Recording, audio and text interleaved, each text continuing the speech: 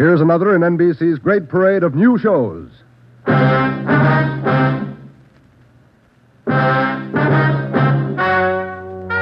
Ladies and gentlemen, the story you are about to hear is true. Only the names have been changed to protect the innocent. NBC brings you Dragnet.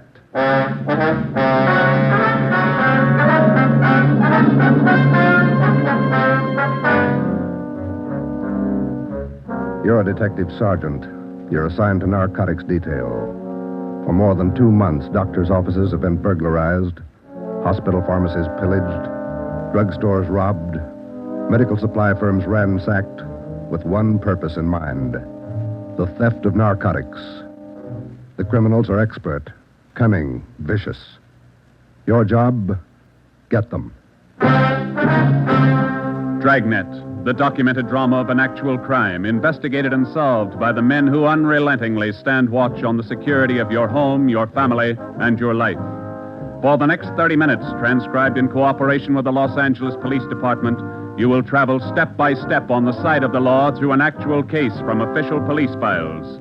From beginning to end, from crime to punishment, Dragnet is the story of your police force in action.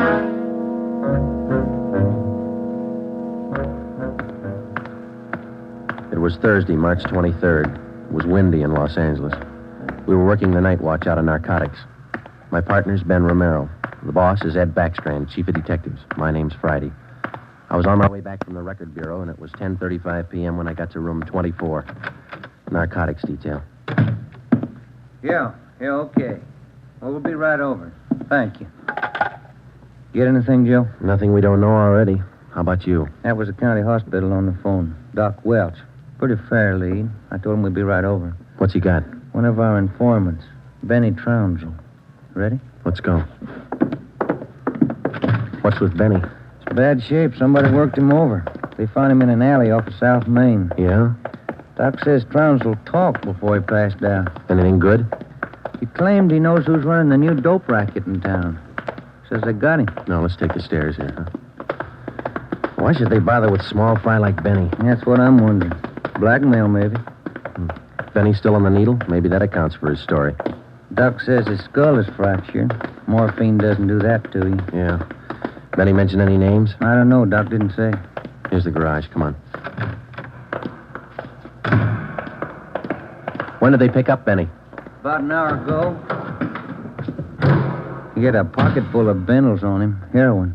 Trounsel's small fry. He never had that much dope on him in his life. That's what makes it interesting. Let's go.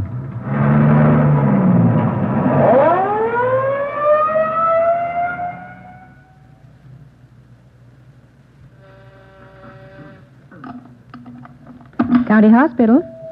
Yes, sir. The line is busy. Will you wait? Thank you. Can I help you, gentlemen? We'd like to see Dr. Welsh. She's expecting us. Your names, please? This is Sergeant Romero. My name's Friday, police officer. Oh, yes. Around the corner to your left, room 127. The doctor's waiting for you. Thank you. Come on, Ben. I hope Benny's still talking. We could sure use a lead. Yeah. Here it is. 127. Hiya, Ben. Joe? How are you, Doc? Anything new? Just left Trounsel upstairs. You think we can talk to him now? Won't do much good. He died about 6 minutes ago. For almost 2 years, Benny Trounsel, an addict himself, had been one of the most valuable informants Ben and I had in the narcotic gangs.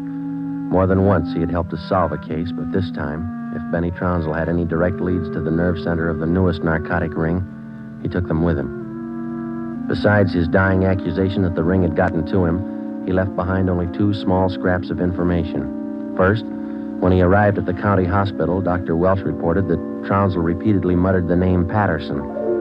Secondly, among the few personal effects found in his pockets was a good amount of heroin and a small piece of white paper with 2 words scrawled on it, Tucker Building. Benny Trounsel's body was taken to the county morgue, and the next morning it was posted.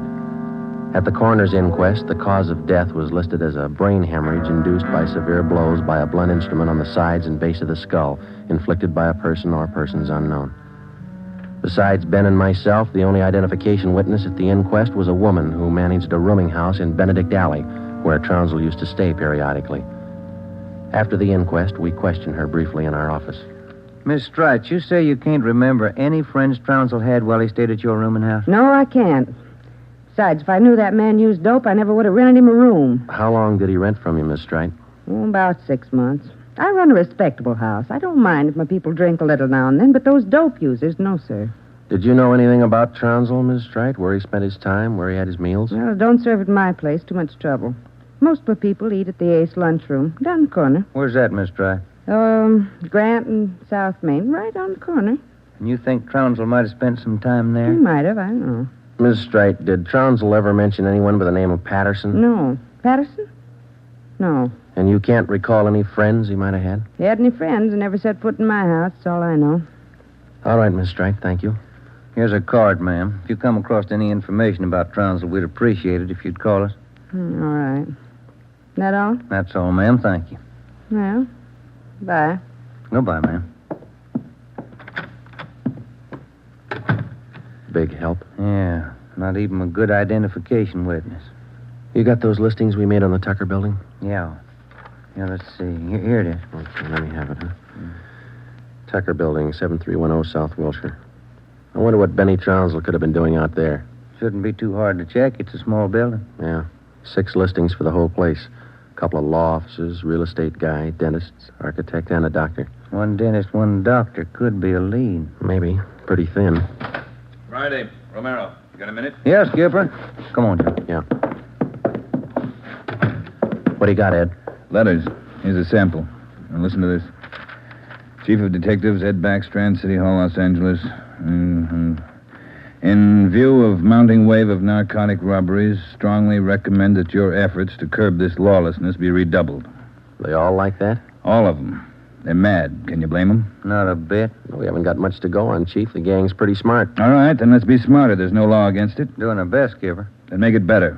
I'm sick of that bunch, and I'm tired of these letters. And look at that record. In 2 months, 15 drugstore robs, 8 medical offices, 2 supply houses, 2 hospital pharmacies. Narcotics missing every time. Now, who's behind it? None of the old-timers. We've checked them out. Gone over every hype and mainliner we know of. All right, then get on the transients. New faces. Climb on every one of them that shoots the stuff until you get to that gang and break it. If you need help, holler. But get to that gang and break it. You understand? Okay, Skipper, we'll try. You dig up anything on that Trounsel case yet? Still checking out one lead. What? Slip of paper we found in Trounsel's pocket, Ed. Said Tucker building on it, that's all. Just going to check it out when you called. All right, hop on it, fast. We got a lot of pressure on us. Keep in touch with the office. It was almost noon when Ben and I got out to the Tucker building. It was a 2-story affair, comparatively small, very modern. We checked with the dentist in the building first, but he'd never heard of anyone by the name of Benny Trounsel. His records and appointment books proved it out. Well, that's one down, Joe. Yeah? Let's try that doctor's office now. What's his name? Let me see. Springer. Dr. Fred Springer. He's on the 2nd floor. Okay, there's a stairway down there. Come on. Pretty close to lunchtime. Might not be in. Maybe. Somebody should be there. We haven't got much time to play with. Yeah. Chief sure was up in there this morning. Here's the office. Fred Springer, M.D. Good morning. May I help you, gentlemen? We'd like to see Dr. Springer, please. Do you have an appointment? No, we don't. Well, the doctor's not in at present. Would you like to make an appointment for later in the day? No, ma'am. We're police officers. This is Sergeant Friday. I'm Sergeant Romero. How do you do? I'm Miss Turner. I'm the doctor's nurse.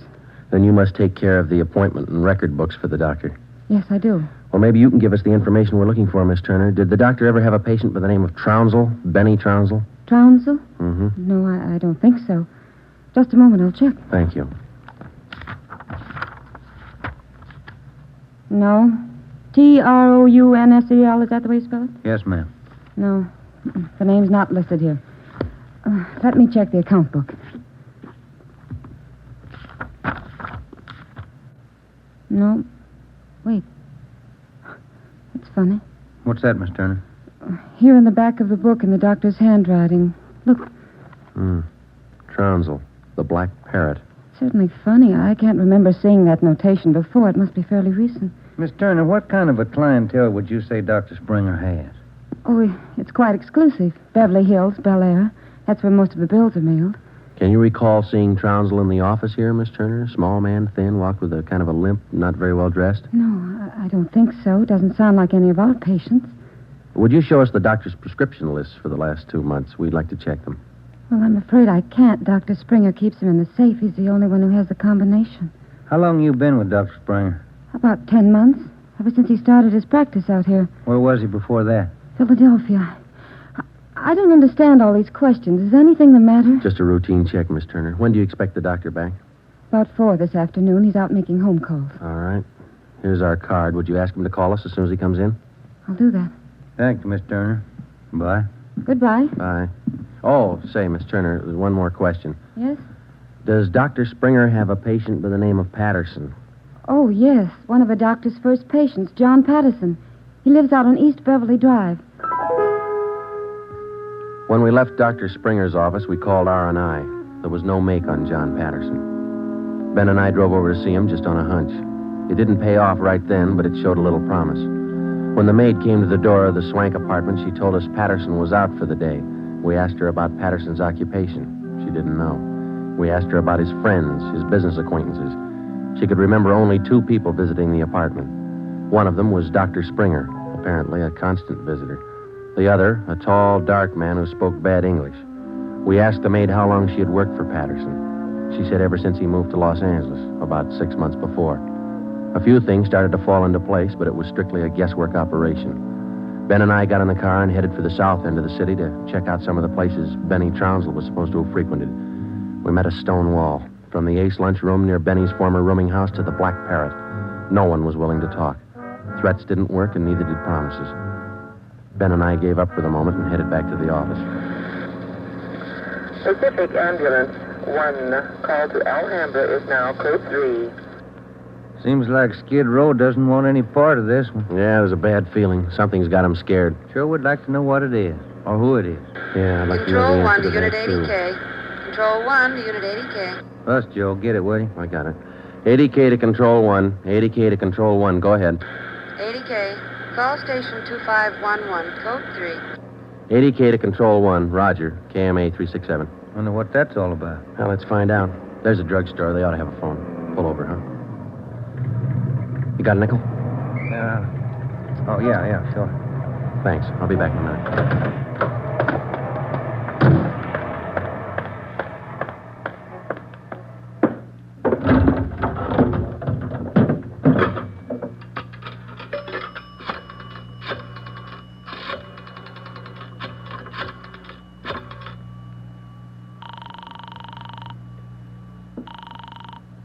City Hall.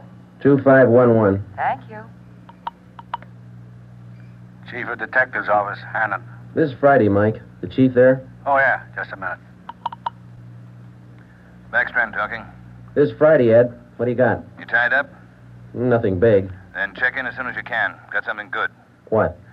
You remember the stick-up at St. Agnes Hospital about a month ago? Pharmacy there? What about it? 2 patrolmen picked up a user down near Union Station about an hour and a half ago. Yeah? Guy was way back on his heels. He had 2 vials of morphine on him. Vials had serial numbers. Good. Did they match out? Perfectly. Thanks, Ed. We'll be right in.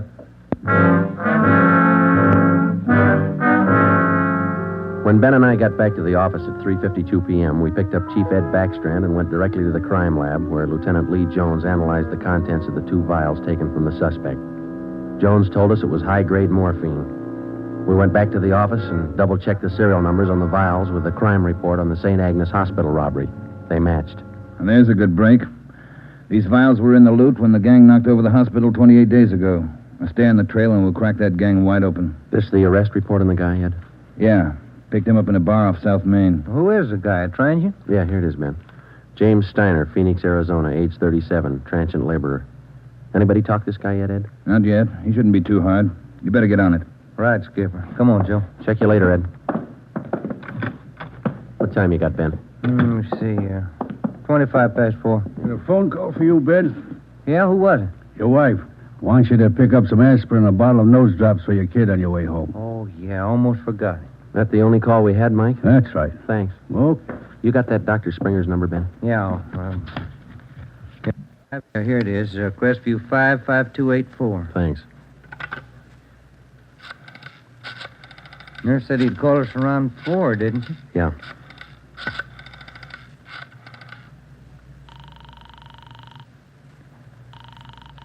Dr. Springer's office? This is Sergeant Friday down at the police department. Dr. Springer there? Well, no, he isn't, Sergeant. He called in about 20 minutes ago, and I gave him your message. He said he'd call you. All right, Miss Turner. When he comes in, tell him to call us. Impress on him. It's urgent. All right, Sergeant, I'll do that. Goodbye. Goodbye. No luck?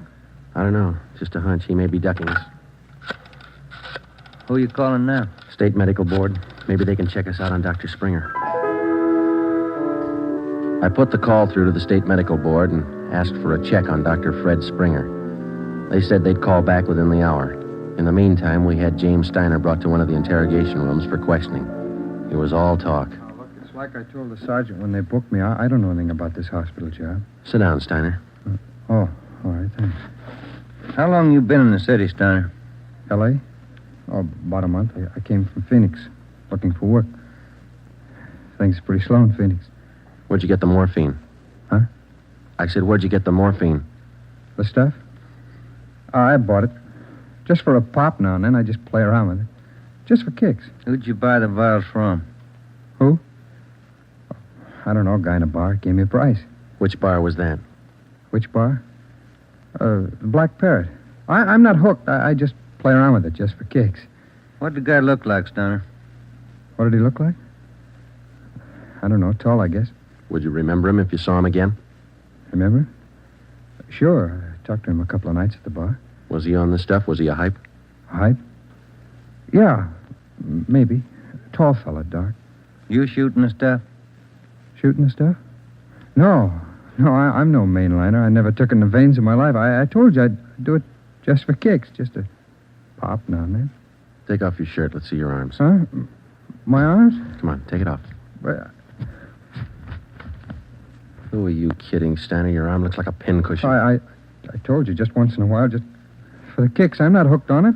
They found 2 vials of stolen morphine on you, Steiner. You can go 2 ways, hard or easy.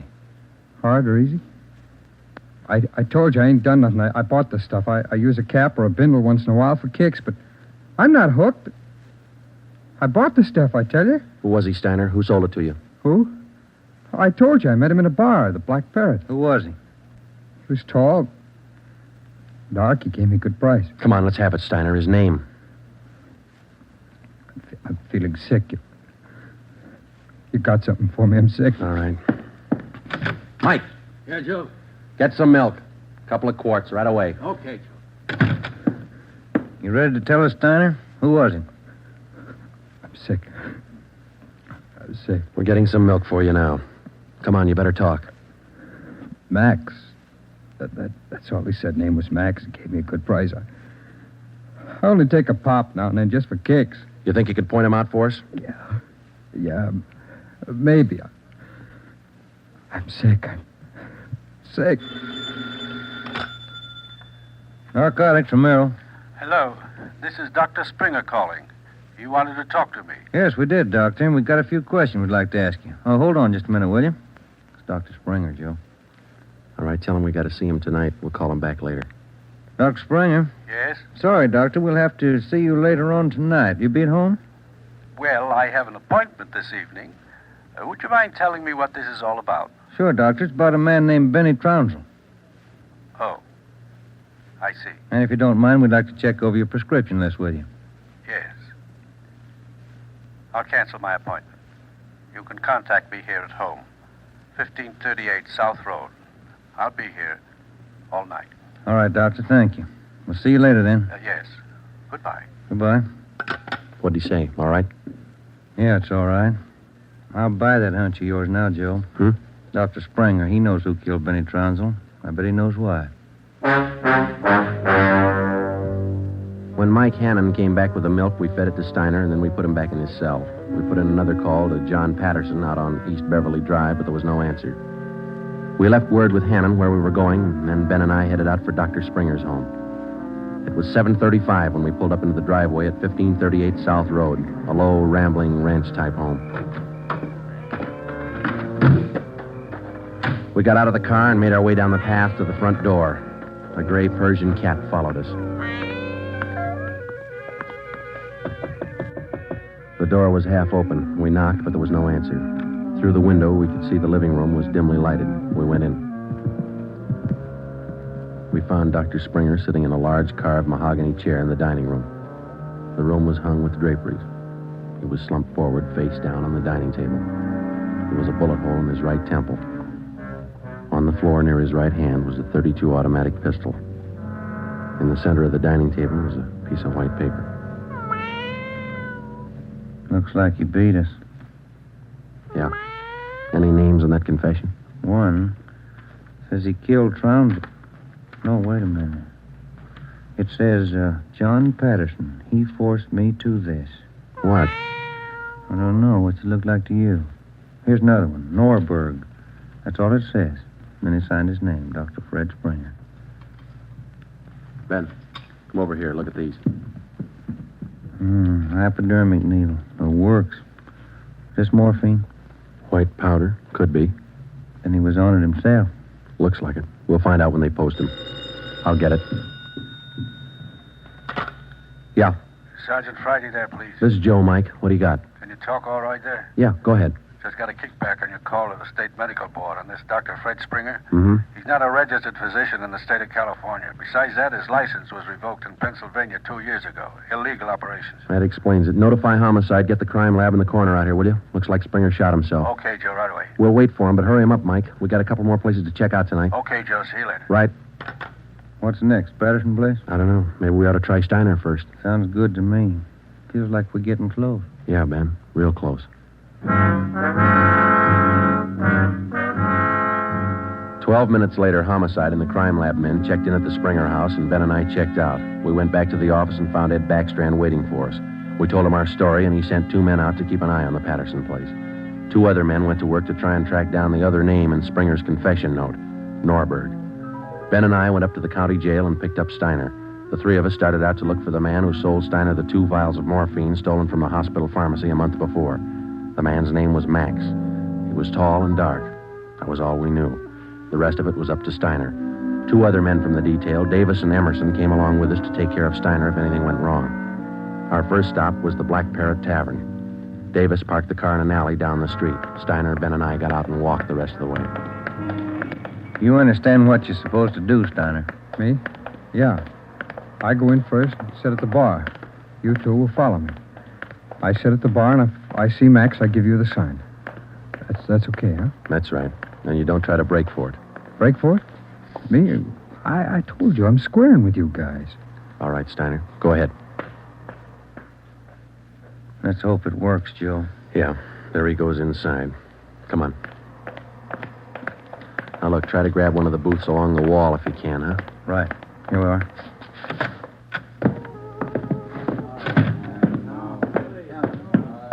First booth, Ben. It's empty. Yeah. Fellas left to order at the bar. Waitress got a night off. Make it a couple of beers, will you? Couple of beers? Okay. Joe. So look at Steiner. Yeah, he's signaling. Must mean the guy putting on his coat over there. No, hold it, Ben. Wait till he gets past us.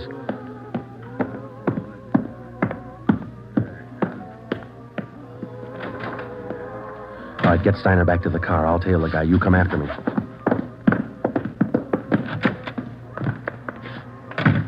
I didn't know how right Steiner was or how much we could trust him. All I knew was that the man I was following was tall and he was in a hurry. I followed him 3/4 of a block before he turned in at a motel. He went to a cottage at the rear of the lot, let himself in, and closed the door quickly behind him. A minute later, Ben and the others pulled up in the car. Got him staked out, Joe. Steiner says that was Max. Let's make sure. Come on. Which one's he in? The one down at the end here. Now be careful. You too. All right, here we are. Wait a minute right there.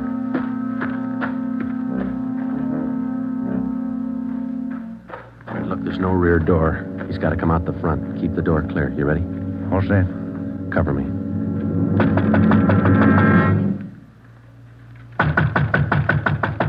Open up in there. Who is it? Police officers, open up. Just a minute.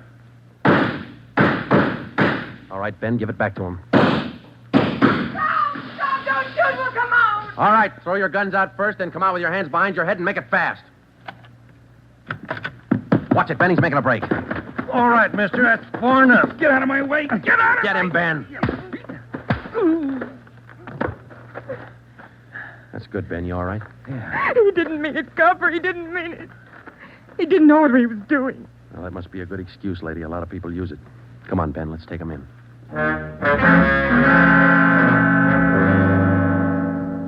It was 10 minutes past midnight when we got back to headquarters. Both the man and the woman were booked for violation of the State Narcotics Act, a felony. He gave his name as Max Jansen. In his luggage, we found 13 vials of morphine, large quantities of heroin, and a small amount of Panopin. He gave us the names and addresses of 6 active members of the narcotics gang. He identified Dr. Springer as second in command. Just a few more questions, Jansen. Yeah, all right. Why did Springer kill Trounsel? He had it coming. Trounsel knew the score, and he was blackmailing him, bleeding him white. Why didn't the gang take care of him? The boss said no rough stuff. Things were going too good. He warned Springer, but he wouldn't listen. All right, Jensen, just one more question. Who's the boss? Do I get off light? State's witness? It might help. We can't promise you anything. Who's the boss, Patterson? Yeah. 138 East Beverly Drive? That's right. What about Norberg? How does he figure? It's the same guy. Patterson and Norberg, both the same. And what's his real name? Norberg. Tony Norberg. What's his front? He's legit, or he used to be. Importing business. Where? Here. Got an office downtown. Do I get protection? Where's Norberg now? Home out in Laurel Canyon. Do I get protection? I thought you said he lived out on East Beverly. His apartment, his home's out in the canyon. Where? What's the address? Do I get protection? You'll get protection. Wind Way. 860 Wind Way. All right, Friday. Romero, take some men with you.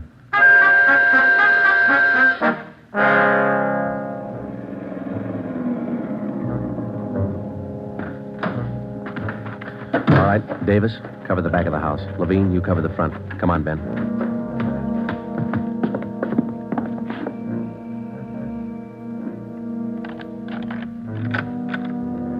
Yes? Mr. Norberg in? Who's calling? Police officers. Oh, come in, won't you? Thank you. Now get your hands up. Face the wall. You'll never make it, lady. The house is surrounded. Tony, get the stuff. It's our only chance. They'll cut you down, Norberg. All right, Jeannie, give him the gun. Don't be a fool. They're going to march out the door in front of us, right to the car. I'm not going, Jeannie. Try it if you want. I'm not going. All right, Tony, stay. Come on, coppers. You'll never make it, lady. I said move. Fast. All right, Ben, hit the dirt. She's going for the car. See if you can get those tires.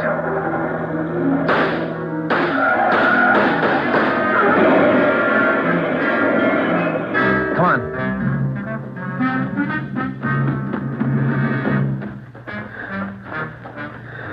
Dan? Yeah. Norberg was smart. Must be the girlfriend. Guess so. Wonder why they start. Why did they get on the stuff, Joe? For kicks, Ben. None of them ever get hooked. Just for kicks. The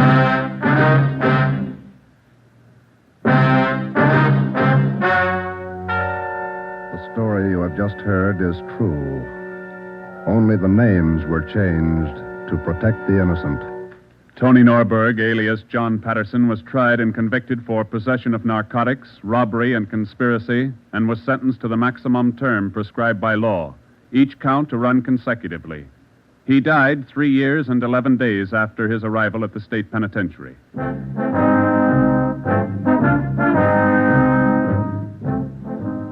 You have just heard the 9th in a new series of authentic cases transcribed from official files. Technical advice for Dragnet is furnished by the Los Angeles Police Department. Tonight's program is dedicated to Chief Erskine Fish of the North Sacramento Police Department, who on the night of August 11th, 1935, gave his life so that yours might be more secure.